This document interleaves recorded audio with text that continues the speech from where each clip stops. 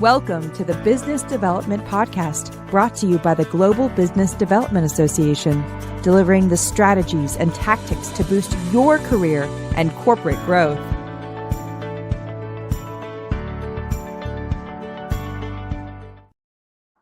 Hello, BD pros, and welcome to the Global Business Development Association podcast called What is Business Development? And you've probably heard a lot about artificial intelligence. You might even be worrying, is this the end of business development? Will I be replaced by some sort of robot that automatically does outbound calls, does the prospecting, does the research, and brings clients into the business?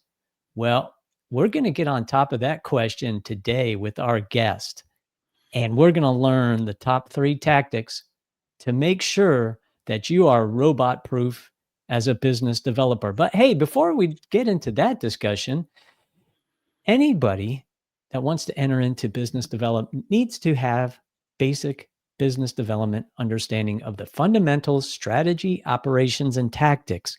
And if you want to outmaneuver those robots in the future, then hey, why don't you get your business development professional certification by first reading the Business Development Body of Knowledge published by GBDA. You can go right to the Global Business Development Association website, get access there, go to Amazon, get your copy of the BD Bach there, and then you can take your business development professional certification exam all online.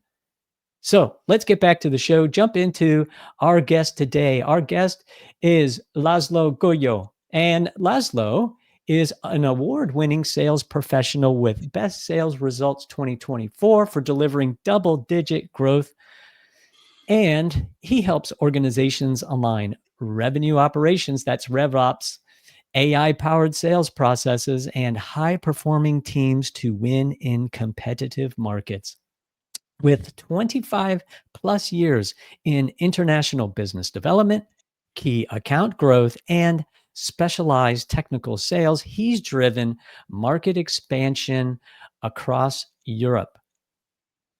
Now, he's published multiple books, and he has 2 books specifically published on business development. One published in June 26 of this year. It's called Operational Business Development. And then his most recent publishing is called Business Development After AI, Mastering Human Skills That Matter Most in an AI-Driven World. And this robot-proof book helps business developers understand how AI is changing our profession. It provides a way for you to actually join those robots, join in artificial intelligence opportunities, and it provides you a definitive framework for building the distinctly human capabilities that become more valuable as AI advances. Laszlo, welcome to the show. Thank you for the invitation, Tony.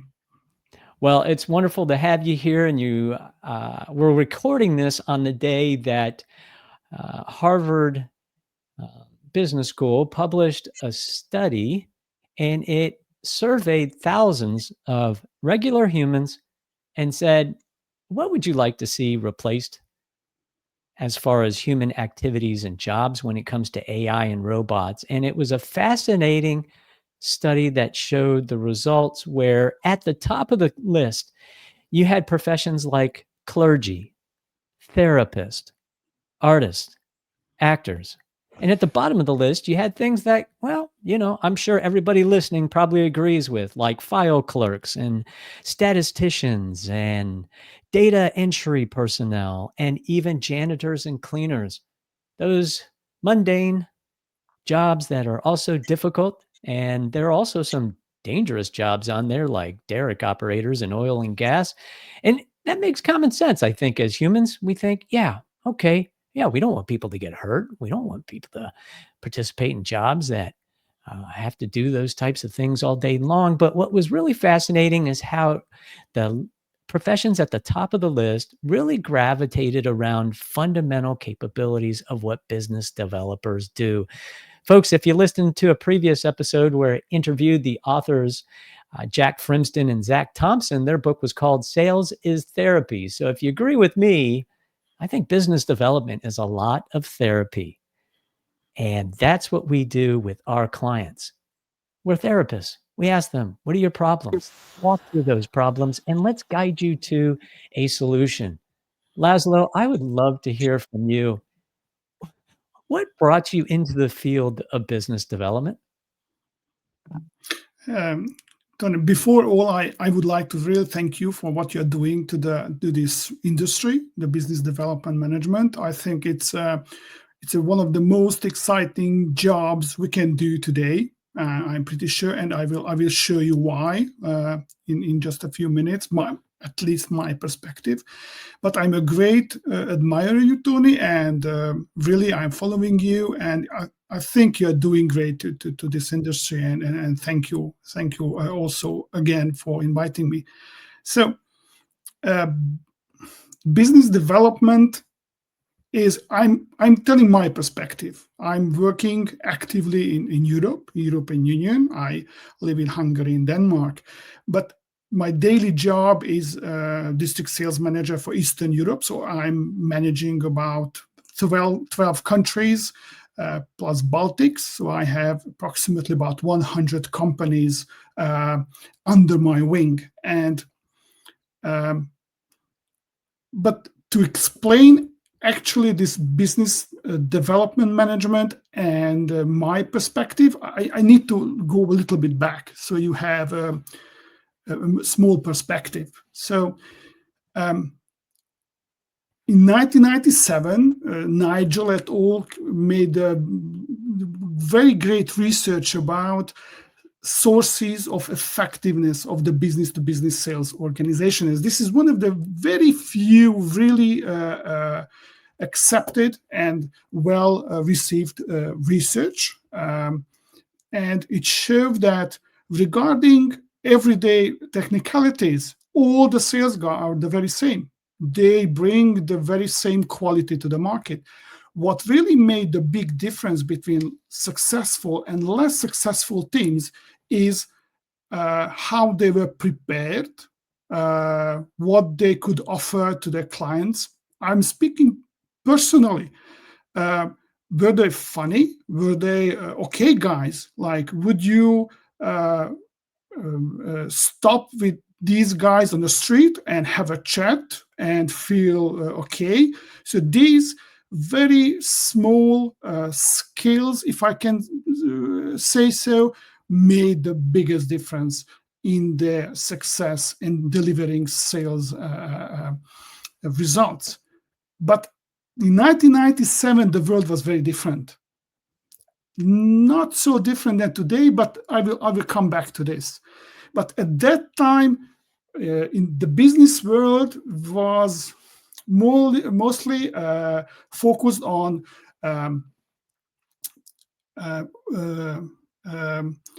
Porter's strategies, like market-based theories. They said, okay, look, if I have a big company with a big brand name and I have a huge factory, nobody can touch me. And these are the how they called it in the textbooks, entry barriers, if you know what I'm talking about. So at that time, companies were thinking, okay, if I have a big advantage on the market, like big industry and very expensive machinery, nobody can touch me. At that time, sales were quite easy because it was enough for you to say, at that time I was working for Philip Morris, and it was easy for me to go in a shop and say, come on guys, I'm working for Philip Morris. Everybody wanted to buy from me because I was offering something very unique on the market. Nobody could buy anywhere else. So at that time, my sales job was very easy. And it helped me that I'm representing a big company, but as a sales guy, I was not really skillful. So okay, it was somehow manageable. But later on, what was happening is that came something like research-based theories, and the market shifted hugely. Remember, for example, Schwinn, the bicycle factory, they had 30% market share of bicycles in the USA, and they lost it in 1 year to Giant. What happened? Very easy. They transferred all the production of bicycles to Korea, and they lost the touch. They lost as it say in theory, core competence. They lost how to manufacture a bicycle. They lost the touch of the market. And what happened is Giant took over the market in 1 year. Absolutely, it was fantastic, and of course not from the Schwinn points of view. It was of the biggest losses in the industry. But what I want to say is that the industry is changing, the market is changing, the world is changing, and with this change, we sales guys, we need to change as well. We need to adapt, and what we can see is that our buyers are more and more knowledgeable. They know about the products more than we do sometimes. And this adaptability comes from the eagerness to grow, to learn, to go in the street with an open mind, open eyes. But let me tell you a sales guy's career, how it looks like. So, and then I will come back to the business development, I promise. So everybody's a rookie for the first time. Okay, I was a rookie. Everybody's a rookie, and rookies are very good because they are very eager to learn, and they are very eager to go and learn and call and whatever. They're making many mistakes, but it's manageable because they are starting, they are learning. From rookies, the next step is the sales professional.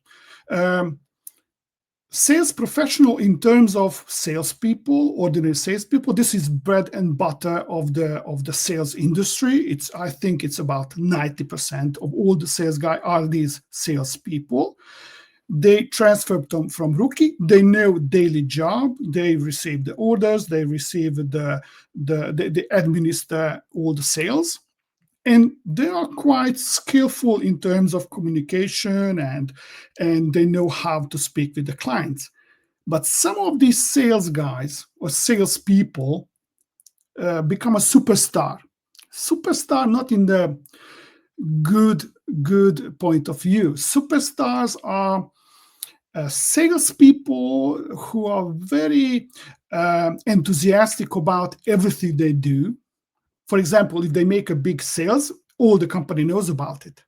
But they're not so successful. They are just making a big noise about themselves. But what is very special about these superstars?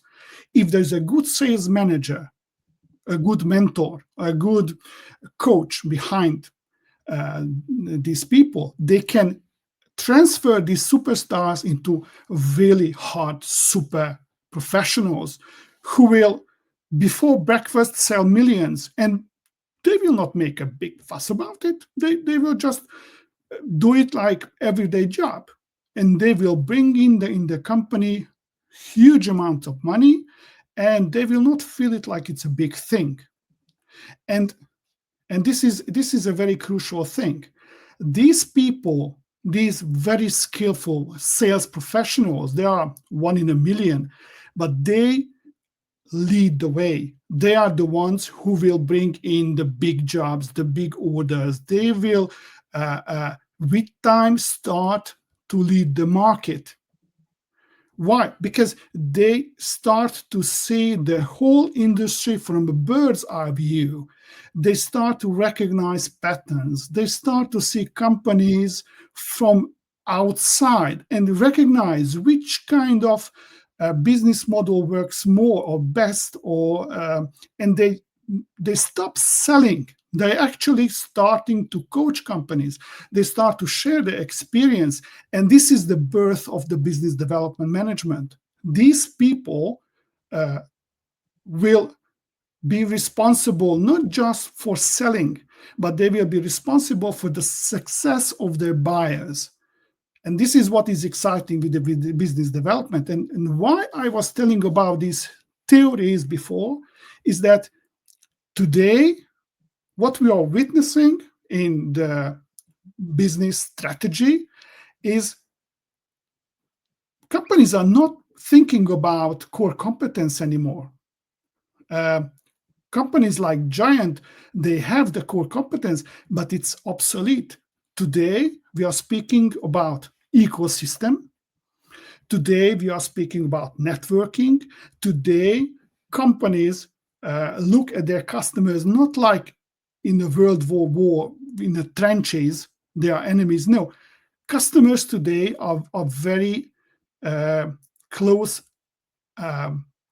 partners, and we close alliances with our customers. What I do on my market is when I sell something to my partner, I'm okay that I'm selling my things, but I'm more concerned to help them how they can sell my good to the end user. And here comes the business development. Business development is connecting the company strategy, the sales, and the customer success. All together, they are responsible, not just the company's turnover. They went over this sales thing. They are becoming responsible for the turnover of the partners, of the whole industry, if I may say so. And this is why I think it's very interesting thing, being a business development manager, because you have to know, you have to be skillful, not just to sell, but to communicate, to network, to recognize patterns, to think about markets like a playground, and to think about business models like playgrounds. And when you speak with the CEO, he will listen to you because you have a huge overview of the whole market. And you have information they never can get, only from you. And you have the power not just to lead the way of your company, but also to lead the way of the whole market if you are doing it right. So it's an exciting job what I'm doing, exciting job what Tony is doing, and the whole the business development world is all about this. That it's not sales, it's a very complex and very, very exciting thing what we are doing. And a couple of years ago, from 2021, we can speak about AI and what AI brings to us, to our table. To me, personally, AI is, it helps me not to do the boring job. So it keeps me away from everyday repetitive jobs. It actually, I got a free assistant for free, or I don't know, for I don't know, $10. I have a personal assistant, and I can give him assignments, and he can do work for me. And then I have more time for this more strategic, more important, more for this networking and creating micro ecosystems and doing really what I really like to do. So going back to my book, I read a report 1.5 years ago that USA and Europe are losing battle to Asia in terms of using AI in business, and we are losing heavily. So these guys are beating us big time. And I was wondering why.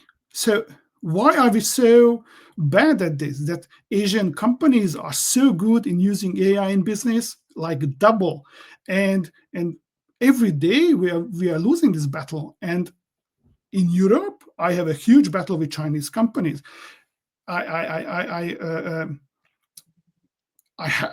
It's new. A couple of years ago, I had no these battles, but today we fight a big battle with Chinese companies, and we are losing this battle. So I started to be more involved in this AI, and then I started my doctoral studies at Prague University of Economics.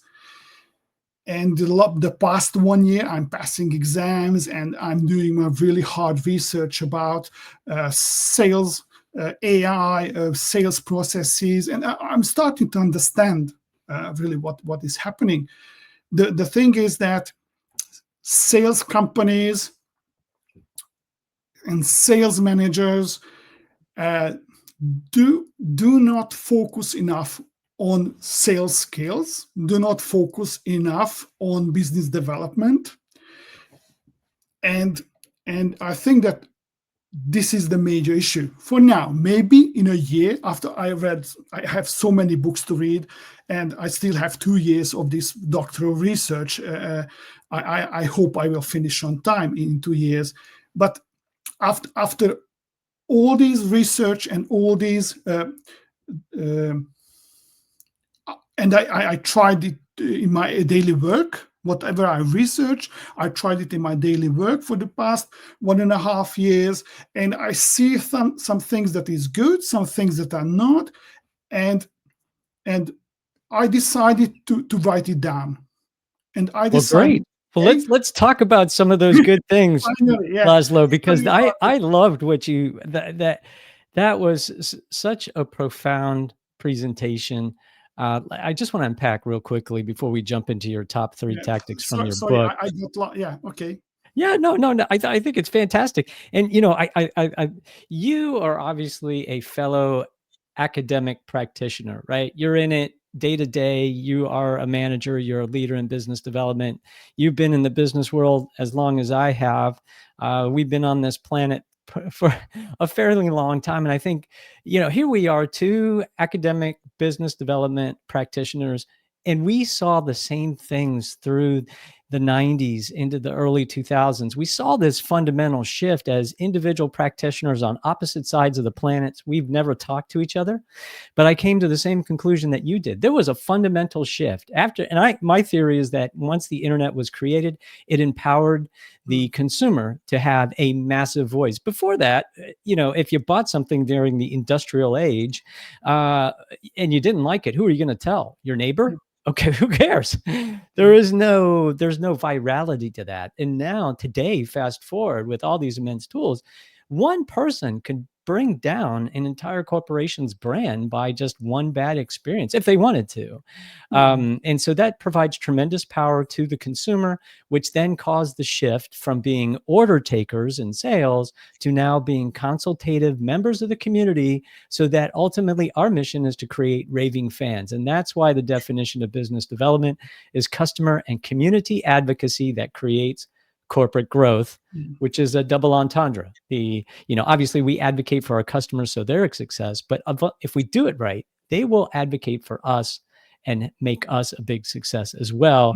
And I bet the CEO of Schwinn back in the 90s wish he had a professional business developer like you, Laszlo, who would say, you know what, boss, I'm talking to the customers every day and they don't like our product. And oh, by the way, Giant is killing us. We need to shift back to what we were doing and succeed strategically. So, wow, fantastic overview, Laszlo. I do want to jump into the top 3 tactics. We do have a limited amount of time to go forward, and maybe we can have you back on the show again. I know because you're publishing books quite frequently, and I love that, how you're contributing so much to the business development profession. You're doing your PhD in it. I can't wait to read your thesis as well and read the final paper from your PhD. But let's jump into real quickly top 3 tactics to make us robot proof as business developers. What do you think? Let's talk about maybe 2 minutes per each tactic, and folks can get his book and read all of the tactics. But Laszlo, give us some teasers here. What's number 1? Okay, the number 1 is it's the new superpower in business development, is that reading what AI doesn't read, that we know and we are conscious about where are the limits of AI, and focus on these skills, not focus on skills that AI can do in 2 seconds, but focus on things that AI will never do. And this is something that is called social intelligence. Personally, I think that emotional intelligence is very important in sales, but I think that social intelligence is so underrated. And I'm learning social intelligence for a couple of years, and I'm using in my job. And I'm not afraid of AI, because AI will never feel that fear in the air, that pause between the sentences that will tell you a lot about that client. That it's something unique that only people, a human, can feel. And if you focus on these skills, you will always have a superpower over AI. AI will do your job, do your boring jobs, but when the time comes when you need to shine, you just take your social intelligence skills, and this is something I write about in this book. All right. I love it. I love it, Laszlo. That's great. I mean, social intelligence. Folks, focus on what we do as humans, that humans do better than that a robot will not be able to do. And look, leverage those robots as much as possible, as Laszlo said, right? I don't think I've ever heard a business developer say, I love to enter data into CRM every day. No. The good news is you won't have to do that with AI. Okay, Laszlo, let's jump to number 2. The second thing is a little bit about Hollywood. So, and this is, I felt on my personal example, that we need to think our jobs a little bit different. Forget about the business card. It's stupid. On business card is just a title. The important thing is what you give yourself as a title. For example, strategic partnership architect, or cultural intelligence specialist, or AI human collaboration expert, or whatever. Give yourself some titles and start leveraging it. Create extra thing on the market. For example, custom-made analysis of a customer. So bring him some data, some information they never knew existed. And because of AI, you can do that. You can so custom-made any offer, anything you want, they will be astonished. And I've done it. And people were looking at me like, wow, where this comes from. So AI gives me enough time to approach every customer with a super custom-made offer, super custom-made information they need at that exact time. So this is my second strategy, that I would use AI for my daily business. Yeah, I love it. I love it, Laszlo. It's look, get rid of the business card, focused on your personal brand as somebody who's an expert that delivers value to their customers. And again, use AI to do the research for you. And then you provide that research study or that piece of information that your prospect, your customer never thought about. And you're providing that value to them, whether it's personally or whether it's within your community, online on LinkedIn, building that brand as the person for that unique niche that you serve. I love it. Dump the business card and build the brand. Okay, that's number 2. Yeah. What's number 3, Laszlo? I've chosen number 3. It's very obvious, but I think it's underrated. Is the new literacy. Like, try to use AI, become an expert in using AI. Not like expert, become super expert in using AI. Understand the logic behind it, understand the programming behind it, and maximize, but truly maximize its capability. For example, I used AI so much, I noticed the humor. I noticed the character. I noticed I'm using Claude and ChatGPT in parallel, and I compare them all the time. And I actually know them by character, the humor. I know what they are capable of. And it's very, very useful to me. And this prompt engineering, they call it, I wrote a big chapter about this in my book, is very, very useful to learn how to use AI. I know it's basic, I know, but but not to be shallow, but really deep dive, because it's really the future, and we can't do it. We don't have a future without it. Yeah, So I love it. this is my third one. And look, at the end of the day, you have to maximize your specialization in the tools that allow you to be a success and allow you to compete, whether that's with your competitors directly in your market, if they are local competitors, or if they are international competitors. There are regions of the world that have mastered AI much faster than other regions, and they are accelerating. So you have to be an expert in those AI tools. And folks, if you want to stay up to speed, you can read Laszlo's material, read his book, and follow him. So let's just wrap up real quickly, Laszlo, the top 3 takeaways from your book and tactics. Number 1 is become an expert in social intelligence. Now, emotional intelligence is great. We all have to have that as a business developer, but now it's about social intelligence, building that network, building that community.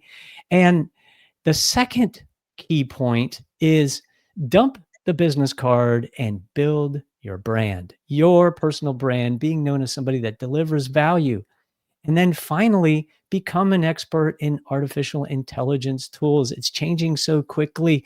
And folks, if you need to keep up the speed, follow Laszlo. So Laszlo, please tell us, how can folks follow you, follow your work, connect with you? Well, I would invite everybody to reach out to me on LinkedIn. I am fully available, and I am very open to discussions. New ideas. I'm like a big sponge of information. I want to know everything about you guys and your ideas, and I want to learn. I think that we need to share a lot more about our knowledge and our experience, and to network a lot more, because we need to support each other. Yes, business development is a team sport, and the main thing that we play with today is artificial intelligence. That is the main piece of equipment in our sport today, folks. And if you want to learn how to leverage artificial intelligence and play your best game of business development, then go to Amazon or other publishers, and you can find the book, Business Development After AI, Mastering the Human Skills That Matter Most in a Driven World. It's available on Amazon in Kindle, paperback, and grab your copy today and take a look at the other works from Laszlo, including his other book, Operational Business Development. He is an academic practitioner. He is a treasure for our community with his research that he is providing and what he is sharing with all of you today. Laszlo Gajo, sir, thank you so much for what you do for our profession. Thank you. Thank you. Goodbye. Thank you for listening to the Business Development Podcast. Join our free community of corporate partners and business development professionals advancing the art, science, and ethics of the business development profession at gbdassociation.org.